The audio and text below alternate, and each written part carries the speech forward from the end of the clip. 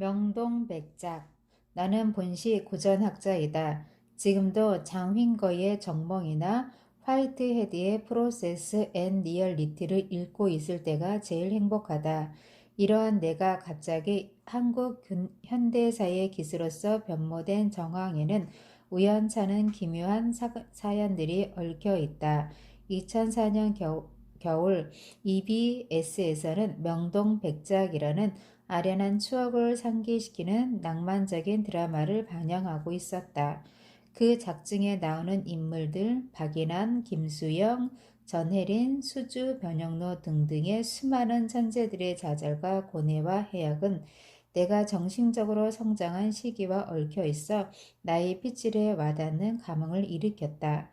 그리고 그 작품에 나오는 배우들이 너무도 헌신적으로 연기를 잘했기 때문에 나는 그들을 격려해주고 싶었다.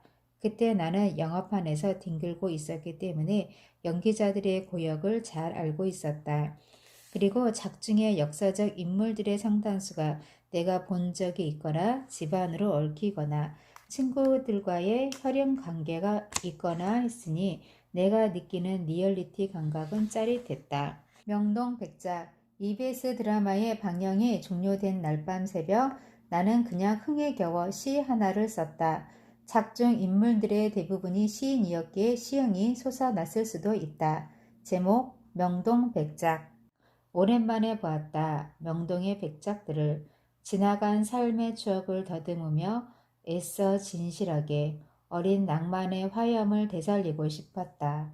그리고 시를 쓰고 싶었다. 김수영처럼. 무엔지도 모르는 말장난이 아닌 물 흐르듯 토해내는 피를 잉크 삼아 끄적거리고 싶어졌다.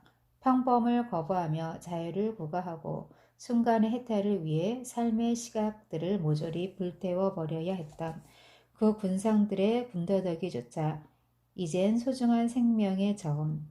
시란 무엇일고 새로워지려는 몸부림, 타협할 수 없는 역사의 질점에 압사당하지 않기 위해 모든 이념을 거부하고 저 창밖으로 뛰쳐나가려는 몸부림, 끊임없이 주어지는 현실을 거부하는 족적.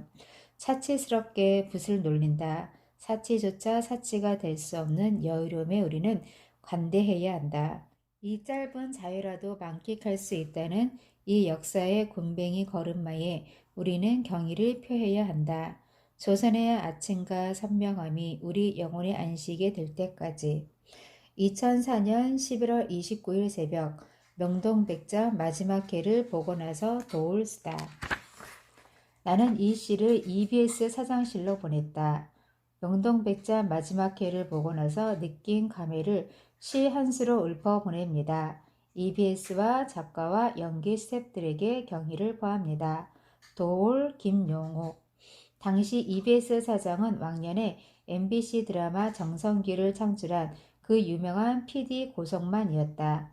최근에 그가 한겨레 신문의 절찬리에 연재한 길을 찾아서 라는 현대사실록을 많은 사람들이 재미있게 읽었을 것이다.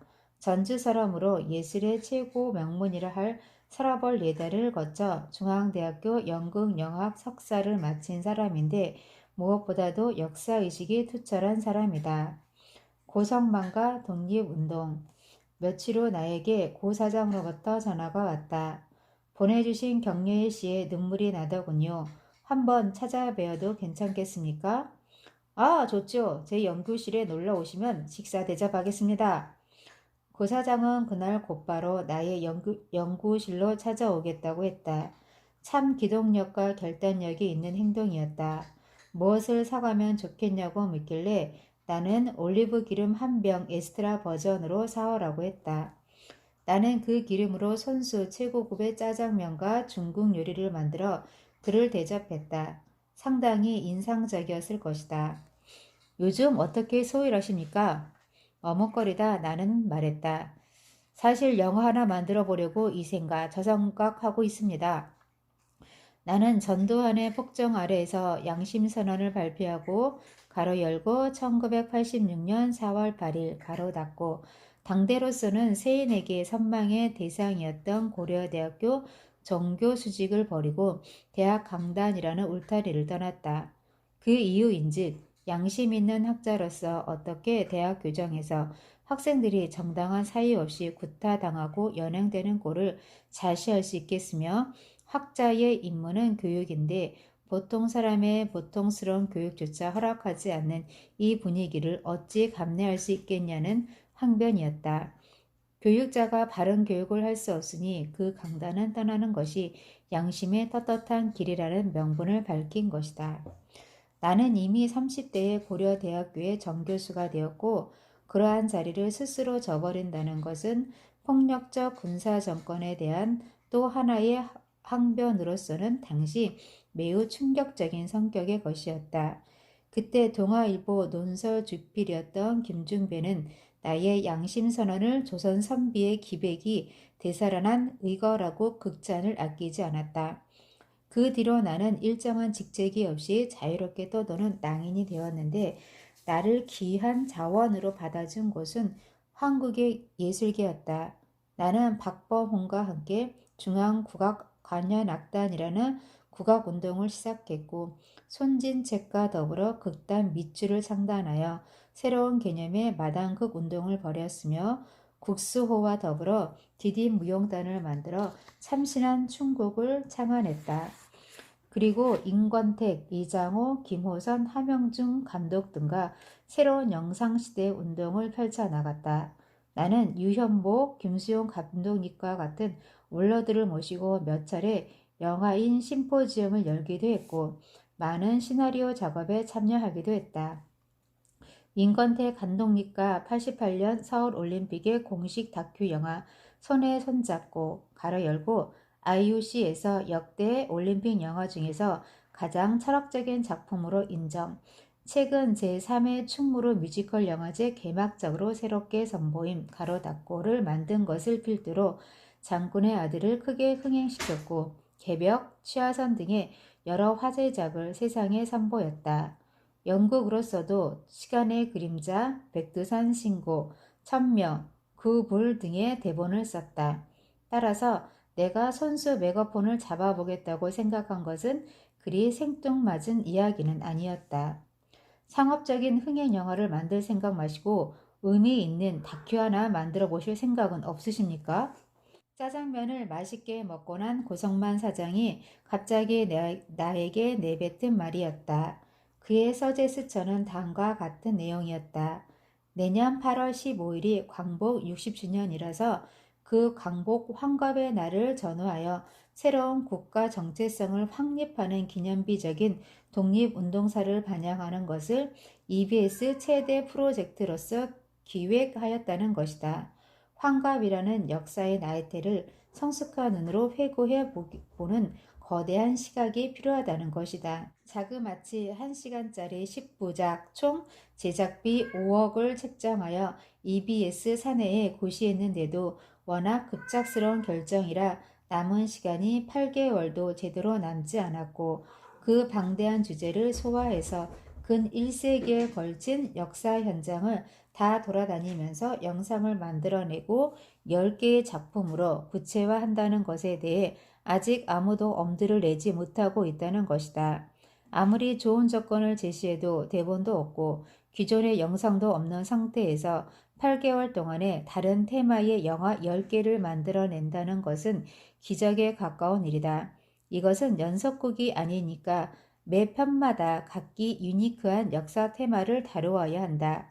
그런데 더더욱 황당한 것은 영화를 한 번도 만들어 보지 못한 사람, 한 번도 직접 영상을 편집해 보지 못한 사람, 그리고 그 방면에 축적된 지식이 없는 사람에게 그 거대 프로젝트를 맡긴다는 것은 상상조차 할 수 없는 일이다.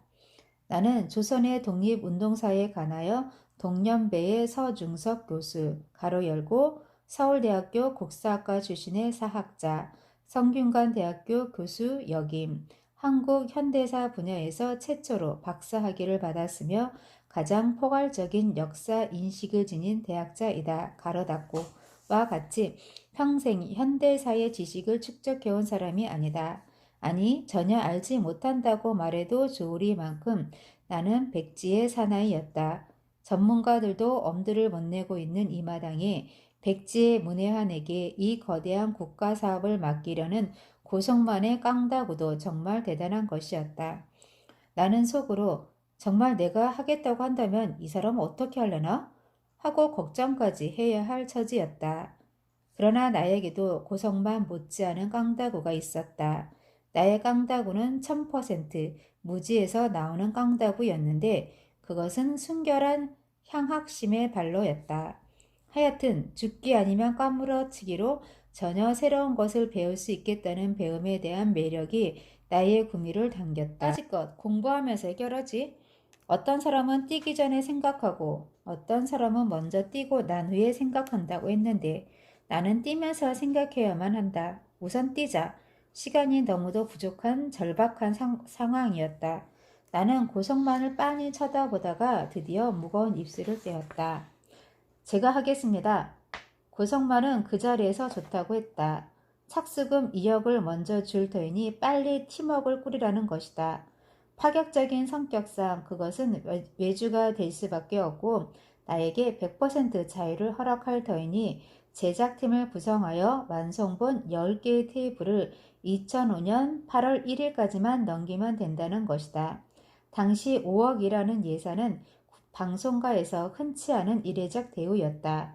결과적으로 말하자면 나는 EBS에게 약속을 정확히 이행했고 EBS도 나에게 응당의 모든 성의를 다했다. 정말 아름다운 시절의 이야기였다. 카메라 들고 격동의 독립운동 현장으로. 나는 다음 날로 프로덕션을 만났고 작가들과 대화를 나누었으나 그 주제를 다뤄 본 적이 없는 방송 작가들과 작품에 관해 이야기하는 것은 시간 낭비일 뿐이라는 것을 깨달았다. 나는 일체의 회의를 중단하고 순식간에 방대한 자료를 모으기 시작했고 무섭게 집중하는 독서 산매에 빠져들어갔다.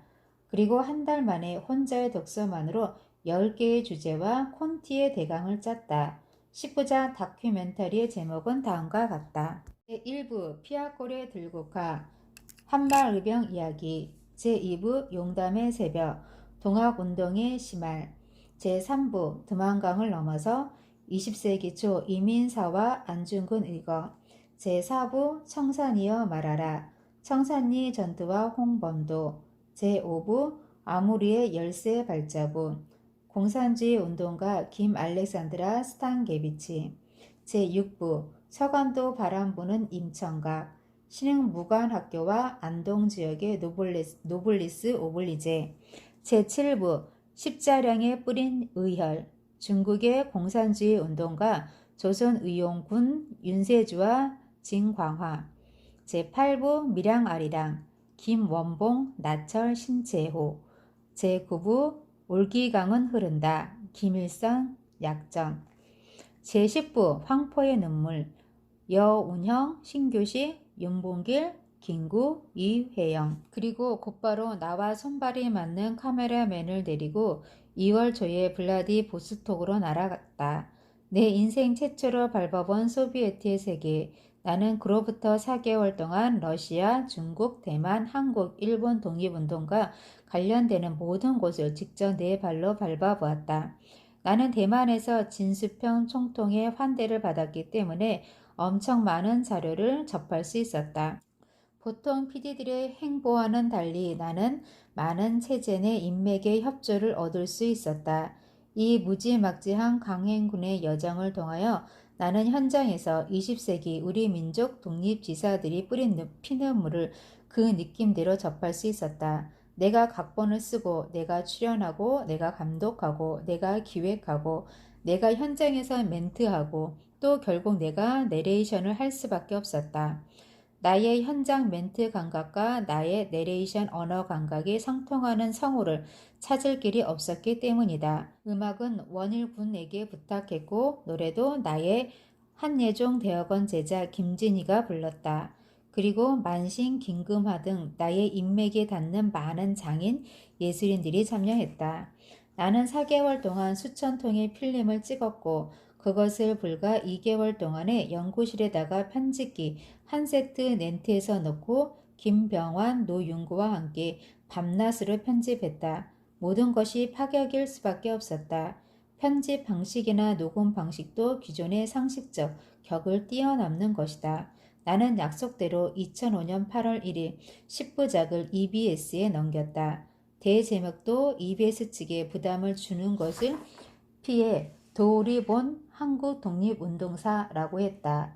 도우리 본이라는 말은 도울의 입장에서 해석한 이라는 뜻이 되므로 본 작품의 내용에 관한 시비는 모두 도울 나 본인이 책임지겠다는 뜻이다. 이 10부작 다큐멘터리는 8월 7일부터 16일까지 매일 EBS를 통해 전국에 방영되었다. 재미있는 사실은 이 다큐 작품을 당시 생방으로 김정일 위원장이 보았다는 것이다. 방송이 끝난 다음날, 그러니까 2005년 8월 17일 서울에서 열린 8.15 민족 대축전에 김기남 노동당 대남비서 가로 열고 최고인민회의 상임위원장 김영남의 동생이다. 가로 닫고가 청와대를 방문하여 노무현 대통령과 환담을 했는데 그때 EBS의 도우리 본 한국 독립운동사가 화제가 되었다고 했다. 특히 나의 작품 중 제9부가 길밀성의 생애를 포괄적으로 다루고 있는데 한국에서는 최초로 단박하게 있는 그대로 사실에 즉하여 일반에게 공개된 것이다. EBS 측의 제9부에 관해서는 논란이 있었던 것 같은데 당시 사장 권영만이 가감없이 내보냈다. 나는 권영만 사장에게 지금도 감사의 정을 지니고 있다. 김정일은 자기 아버지의 생애를 소개한 나의 작품을 보고 도울 선생 참 별나다 라고 말했다 한다. 김정일 위원장의 말습관에 의하면 별나다 라는 표현은 좋은 뜻이라고 한다. 하여튼 중요한 것은 이러한 타인의 평론이 아니고 내 자신이 이 작품을 만드는 과정을 통하여 한국 현대사의 사가로서 변신케 되었다는 사실이다. 아니, 변신이 아니라 나의 철학적 영역으로 한국 현대사가 진입하였다는 것을 의미한다. 이탈리아의 역사 철학자 베네데토 그레체 1866년에서 1952년 가로 열고 이탈리아 근대 정신의 지주라고 불리는 역사주의 철학자, 미학자 글람시도 그의 제자이다. 가로 닫고 모든 역사는 현대사다 라는 유명한 말을 남겼는데 그가 그 말을 어떤 맥락에서 했든지 간에 나는 현대사의 확고한 시점이 없는 사상가는 역사를 바라볼 자격이 없다고 생각한다. 광주 MBC에서 재방송한 나의 EBS 독립운동사. 일례를 들자면 조선왕조는 분명 확고하게 1910년까지 지속되었고 모든 사람이 왕조적 멘탈리티 속에서 살았는데 불과 9년 만에 어떻게 모든 사람들이 민주공화국을 당연한 것으로 수용하게 되었는지 참으로 신비롭기 그지없다. 황매천도 유교 국가 왕조의 근간을 뒤흔드는 동비를 철저히 발본색원할 것을 주장했고 그 잘났다는 영조가 영민한 아들 사도세자를 뒤집간에 가두어 죽여도 당연한 것으로 받아들이는 사람들이 어떻게 신체의 자유, 거주 직업의 자유, 신앙과 양심의 자유, 언론 출판 집회 결사의 자유를 법적으로 보장하는 자유민주주의 국가를 당연한 것으로 받아들이게 되었는지 이런 문제는 보다 깊은 고민이 필요할 것이다. 현대사의 많은 난제들을 풀어낼 수 있는 시각을 갖지 못한 자는 사상을 구성할 자격이 없는 것이다. 나는 EBS 독립운동사 10부작을 만들면서 비로소 철학자로서의 자격을 지닐 수 있게 되었다는 생각을 하게 되었다. 칸트나 헤겔을 정확히 이해하는 것보다는 내가 살고 있는 현대사의 뿌리와 그 구조를 바르게 폭넓게 파악하는 것이야말로 내가 어떤 세계를 나의 의식의 장으로 엮어갈 것인가에 대한 결구 구조가 생겨나는 것이다. 내 주변의 사람들은 고성만을 고대장이라고 불렀는데 고대장은 불원복 가로 열고 머지않아 우리는 주권을 회복하리라 가로 닫고 이라는 깃발을 휘날리며 피아골에서 죽어간 고 광순 대장을 일컫는 말이다. 나는 고대장 덕분에 진정한 철학자가 되었고 역사가가 되었다. 인생의 진로는 자일반 타일반이다. 나의 독립운동사 10부작은 방송계의 많은 사람들에게 깊은 충격을 주었다. 내가 출연하고 내가 내레이션을 한 파격은 우리나라 방송계의 최초의 파격이었고 내 작품 이후로 PD들이 직접 내레이션하는 작품들이 많이 생겨났다. 카메라 앵글이나 편집의 스타일이나 자막을 넣는 방식이 모두 기존의 틀을 벗어난 것이었기 때문에 그리고 화려한 장식보다는 명확한 의미 전달을 위한 소박한 화면 구성이 매우 이례적인 것이었기 때문에 방송인들에게 많은 영감을 주었다. 나의 독립운동사 10부작의 가치를 깊게 공감한 사람 중에 하나가 지금 방송문화진흥회 이사장 김상균이다. 김상균은 본시 의식의 폭이 넓고 사회의 깊이가 있고 바른말을 잘해 뛰어난 인물이 항상 그러하듯이 좀 밀려나 있게 되는 성향이 있었는데 당시 그는 광주 MBC 사장을 하고 있었다. 그는 나의 독립운동사를 꼭 광주 MBC에서 한번 다시 방영하고 싶어 했다. EBS에서 한번 방영하고 사장시키기에는 너무도 파격적인 아까운 작품이라고 통감하고 있었다.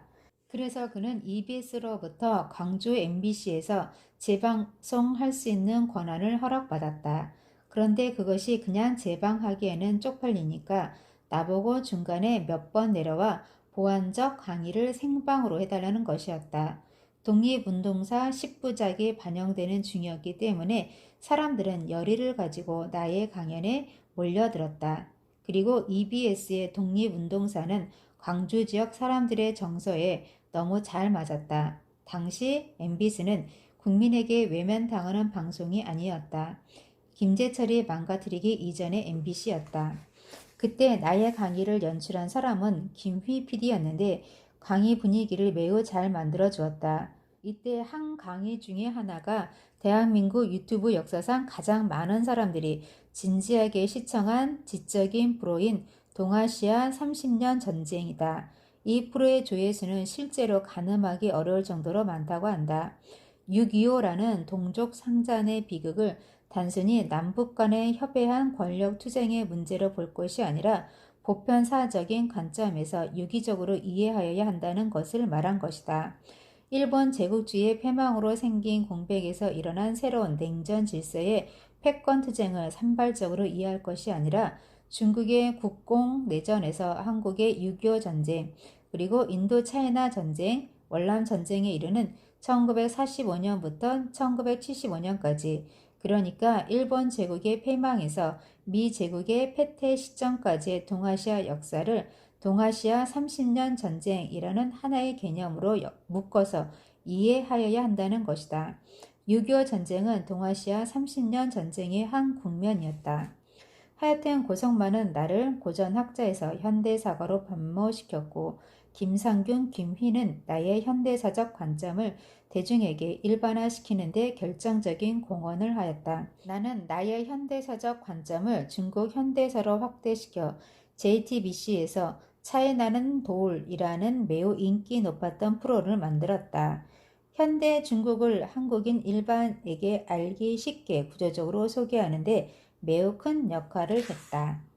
다음 시간에는 제2장 대황제국 고려의 발견, 청주와 직지신경으로 이어집니다.